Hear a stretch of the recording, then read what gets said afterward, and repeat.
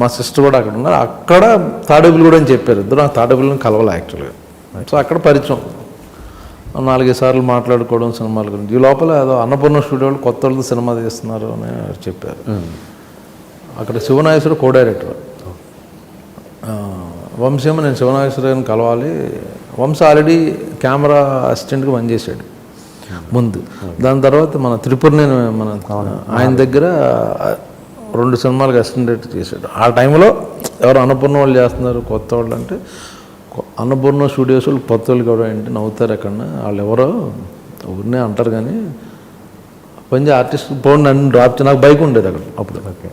నన్ను డ్రాప్ చేయి, నువ్వు నా గురించి రా అంటే సరే తీసుకెళ్ళా. శివనాగేశ్వరరావు ఉన్నాడు, మాట్లాడాడు ఆయన. ఇప్పుడు ఒక నెక్స్ట్ షెడ్యూల్ ఇప్పుడు అనుకుంటున్నారు స్టార్ట్, నీకు చెప్తాను నువ్వు కలు అని ఏదో చెప్పాడు. దానికి ముందు మేము వెయిట్ చేస్తున్నాం. ఒక కళ్ళజోడు పెట్టిన పక్కగా ఒక కుర్రోడుని శివనాగేశ్వర ఇద్దరు నడుచుకుంటూ వస్తున్నారు టీ దాకా ఎక్కడో రోడ్డు మీద. వాళ్ళు మమ్మల్ని చూసి వెళ్ళిపోయారు. తర్వాత శివనాగేశ్వర వచ్చి మాట్లాడాడు. మేము వెళ్ళిపోతుంటే నేను వచ్చాను కదండి, నేను కూడా 2 ఫోటోలు ఆయనకి ఇచ్చా శివనాగేశ్వర. ఆ బక్కగా ఉండి కొంచెం షార్ప్ ఐస్ ఉండి ఇలా చూసినట్టు రామగోపాల్ వర్మ.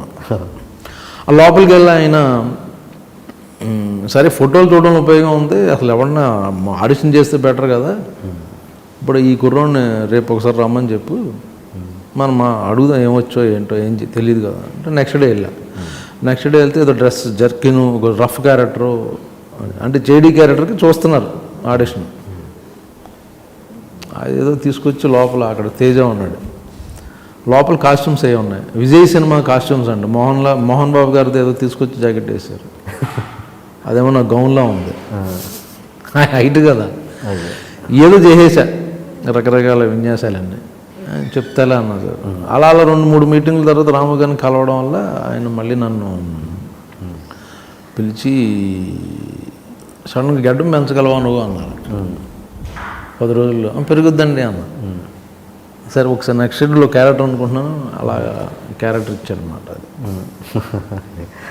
అంటే అదే సినిమాకి కృష్ణవంశీ గారి సింధూరంకి సంబంధించి రవితేజ గారు మీరు చేసినా కూడా సినిమా ఫ్లాప్ అయినా కూడా రవితేజ గారేమో సూపర్ స్టార్ అయ్యారు, మీ కెరీర్ ఏమో సాఫీగా నడుస్తుంది కానీ అంత స్టార్డమ్ రాలేదు. బట్ ఆ విషయంలో మీరు ఎప్పుడైనా ఫీల్ అవుతుంటారా?